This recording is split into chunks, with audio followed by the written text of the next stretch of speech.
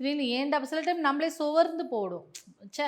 என்னடா இது வாழ்க்கை! ஏன் இதெல்லாம் நான் பண்றேன்? அப்படின்னு. ஸோ அந்த மாதிரியெல்லாம் நீங்க துவண்டு போய் உடம்பு கோப் பண்ண முடியாம, அந்த எனர்ஜிலாம் ரெட்யூஸ் ஆகும்போது, இது அதை இக்னைட் பண்ணி கொடுக்கும். திரும்ப அது ரீஜெனரேட் பண்ணி கொடுக்கும். இப்போ நீங்க மிச்ச பிரேஸ்லெட்லாம் இந்த மாரி நெறைய போட்டிருந்தீங்கன்னா, இந்த செலினைட் பிரேஸ்லெட்ட அது டச் பண்ணிட்டே இருந்ததுன்னா, அதுவுமே ஆட்டோமேட்டிக் ரீசார்ஜ் பண்ணிடும். ஸோ எப்படி ஒரு ஒரு செல்ஃபோனுக்கு நம்மளுக்கு ஒரு ரீசார்ஜ் தேவையோ, நமக்கு ஒரு ரீசார்ஜ் குடுக்கறது செலினைட் பிரேஸ்லெட். அது மட்டுமல்ல, செலினைட்ட நீங்க சும்மா பூஜை அறையில வச்சிருந்தாலே போதும்.